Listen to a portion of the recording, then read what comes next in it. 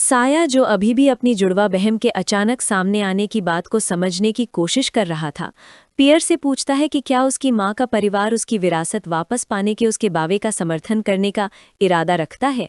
पियर अपना सिर हिलाती है, ये साफ करते हुए कि उसे सुरक्षित पहुंचाने के अलावा परिवार इस राजनैतिक मामले में सीधे तौर पर दखल नहीं देगा। हताश होकर साया सवाल करता है कि वो अपना जन्मसिद्ध अधिकार वापस कैसे पा सकता है, जबकि उसके दुश्मन पहले से ही उसे मार डालना चाहते हैं। उसे डर है कि अभी वापस जाना सीधे किसी जाल में फंसने जैसा होगा। पियर बेपरवाही से कहती है कि उसने केवल दिए गए निर्देशों का पालन किया है और उसे अपने परिवार की समग्र योजनाओं के बारे में इससे ज्यादा कुछ नहीं पता। हालांकि मुड़ने से पहले वो रहस्यमयी ढंग से सुझाव देती है कि उसके भाई को इस बारे में ध्यान से सोचना चाहिए कि क्या उसके पास कोई और छिपा हुआ फायदा है जिसका उसने अभी तक इस्तेमाल नहीं किया है। उसके जाते समय कहे गए शब्दों पर सोचने के लिए अकेला छोड़ा गया एक भ्रमित साया शुरू में सोचता है कि उसके पास आखिर कौन सा छिपा हुआ पत्ता हो सकता है। अचानक उसकी आंखें चौड़ी हो जाती हैं जब उसे एक बात का एहसास होता है। वो तेजी से उस रहस्यमय ताड़पत्र को निकालता है जो उसे चुड़ैल यिन ने दिया था। साया भविष्यवाणी की कड़ियों को जोड़ने लगता है, ये देखते हुए कि इसमें उसे उस पहले व्यक्ति को खोजने का निर्देश दिया गया था जिसे वो जानता था, यानी पियर, और उस जगह वापस जाने का जहां से ये सब शुरू हुआ था। ये बात उसकी अपनी पैतृक भूमि की आगामी यात्रा से पूरी तरह से मेल खाती है, जहां वो अपना हक वापस पाने जा रहा है। हालांकि उसे तारों की चोटी पर मुकुट पहने एक आकृति से जुड़े अंतिम संकेत को समझने में मुश्किल होती है। वो सोचता है कि क्या ये उसकी माँ के प्रभावशाली परिवार का जिक्र है या पूरी तरह से किसी अन्य अज्ञात सत्ता का। इस रहस्यमयी पहेली से अभिभूत होकर साया हताशा में अपना सिर पकड़ लेता है, जबकि तांगडुन उसे चिंता से देखता रहता है। जवाब खोजने के लिए दृढ़, साया अचानक खड़ा हो जाता है और अपनी बहन को जहाज का रुख मोड़ने का आदेश देता है, जिसका इरादा वापस जाकर चीजों को साफ करने का है। तांगडुन बीच में आता है और पूछता है कि क्या साया सचमुच उस गली में वापस जाने का इरादा रखता है। साया अपनी योजना की पुष्टि करता है, ये कहते हुए कि उसे भविष्यवाणी की अंतिम पंक्ति को स्पष्ट करने के लिए यिन का सामना करना होगा, क्योंकि उसे विश्वास है कि उसकी वर्तमान दुविधा को सुलझाने की अंतिम कुंजी उसी में छिपी है। तांगडुन के चेहरे के भाव गंभीर हो जाते हैं और वो अपने दोस्त को चेतावनी देता है कि उसे निराशा ही हाथ लगेगी। वो विशाल योद्धा एक परेशान करने वाला सच बताता है, ये समझाते हुए कि उनके उस इलाके से निकलने के कुछ ही मिनट बाद उसने सड़क की तरफ पीछे मुड़कर देखा तो पाया कि वो रहस्यमयी औरत और उसकी दुकान पूरी तरह से गायब हो चुकी थी, जिसका कोई निशान भी नहीं बचा था। तांगडुन अपनी बात ये कहकर खत्म करता है कि ऐसा लग रहा था मानो वे इस दुनिया में कभी थे ही नहीं। इस खुलासे से साया पूरी तरह से सदमे में डूब जाती है।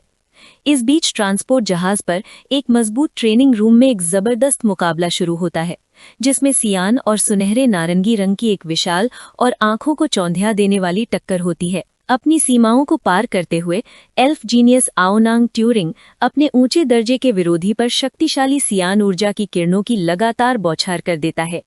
इस जबरदस्त और तेज हमले के बावजूद हाई जी दाओ पूरी तरह से शांत रहता है और बड़ी आसानी से अपनी तलवार का इस्तेमाल करके उन तेज ऊर्जा के धमाकों को रोक देता है। किनारे से देखते हुए लियू शेंग इस जबरदस्त मुकाबले को देखता है और मन ही मन उस एल्फ की बेहतरीन लड़ने की प्रतिभा की तारीफ करता है।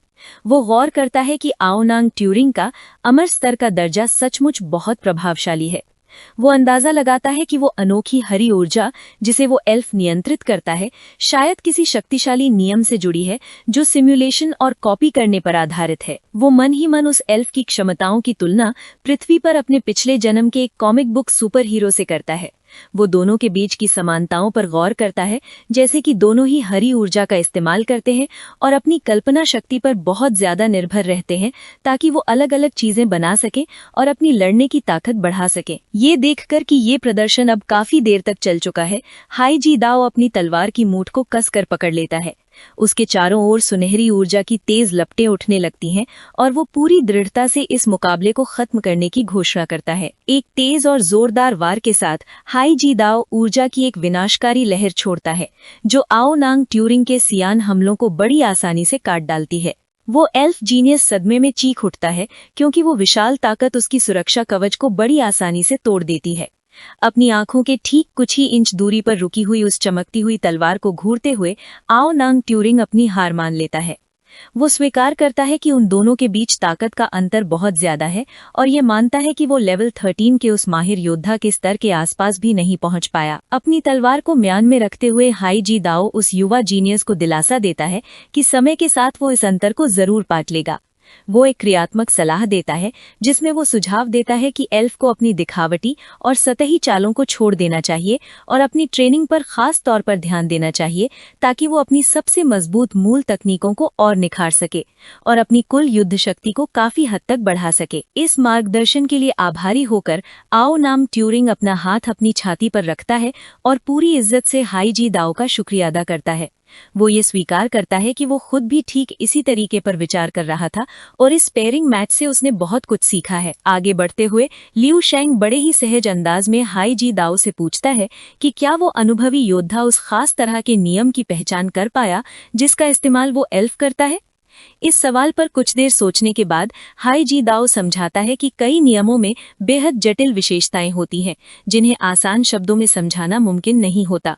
वो ये स्वीकार करता है कि वो बस एक मोटा मोटा अंदाजा ही लगा पाया है।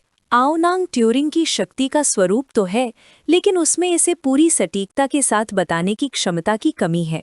आओनांग ट्यूरिंग हाई जी दाओ से उनकी सच्ची राय पूछते हैं, ये जानने के लिए कि क्या प्रशिक्षक उनके विशेष नियम को शक्तिशाली मानते हैं। हाई जी दाओ समझाते हैं कि चूंकि नियम ही ब्रह्मांड के काम करने का मूल आधार होते हैं, इसलिए कोई भी नियम अपने आप में कमजोर नहीं होता। इसके बजाय किसी नियम की असली ताकत पूरी तरह से इस बात पर निर्भर करती है कि कोई योद्धा उस पर कितनी गहराई से महारत हासिल करता है और उसे विकसित करता है। अपनी बात को समझाने के लिए हाई जी दाओ ग्रहों के गुरुत्वाकर्षण की अवधारणा का उपयोग करते हैं। वो बताते हैं कि गुरुत्वाकर्षण केवल एक साधारण बल नहीं है, बल्कि एक सार्वभौमिक भौतिक नियम है जो भारी तबाही मचाने या एक स्थिर वातावरण बनाए रखने में सक्षम है। ये पूरी तरह से इस बात पर निर्भर करता है कि इसका उपयोग कैसे किया जाता है। अभी भी उत्सुक आओनांग ट्यूरिंग आगे पूछते हैं कि अंततः उनके और प्रशिक्षक के बीच किसका नियम अधिक शक्तिशाली है। मन ही मन हाई जी दाओ इस कठोर सत्य को स्वीकार करते हैं कि नियमों में निश्चित रूप से शक्ति के अलग अलग स्तर होते हैं और उनके बीच का पूर्ण अंतर बहुत बड़ा हो सकता है। जैसे ही लू शेंग अपनी बारी के लिए आगे बढ़ते हैं, हाई जी दाओ मन ही मन इस बात को नोट करते हैं कि लू शेंग का गरज का नियम यानी लॉ ऑफ थंडर स्वाभाविक रूप से एक अत्यंत प्रभावशाली और शक्तिशाली नियम है। इसकी तुलना में वो जानते हैं कि उस एल्फ का हरा नियम एक भारी प्राकृतिक नुकसान से ग्रस्त है, लेकिन वो इस बात को अपने तक ही सीमित रखने का फैसला करते हैं ताकि उस युवा होनहार योद्धा का मनोबल पूरी तरह से न टूट जाए। अपना ध्यान बदलते हुए हाई जी दाओ अपनी मुद्रा तैयार करते हैं और लू शेंग से पूछते हैं कि क्या उन्हें अपना मुकाबला शुरू करना चाहिए। अपनी आंखों में एक तेज सुनहरी पीली चमक लिए लू शेंग शांति से पुष्टि करते हैं कि वो तैयार हैं। जैसे ही उनके चारों ओर तीव्र सुनहरी और अग्नि जैसी ऊर्जा फूट पड़ती है, लू शेंग मन ही मन अपनी रणनीति बनाते हैं। वो खुद को याद दिलाते हैं कि ये केवल एक अभ्यास मुकाबला है, न कि जानलेवा लड़ाई। वो अपनी 7 भावनाओं वाली तलवार तकनीक के बारे में सोचते हैं जो 2 भावनात्मक नियमों का मेल है और इतनी घातक है कि आसानी से 13वें स्तर के जानवरों का भी संहार कर सकती है। लू शेंग अपनी सबसे शक्तिशाली हमलों का उपयोग न करने का फैसला करते हैं, इस डर से कि उन्हें आजमाने पर कहीं गलती से प्रशिक्षक की जान ही न चली जाए।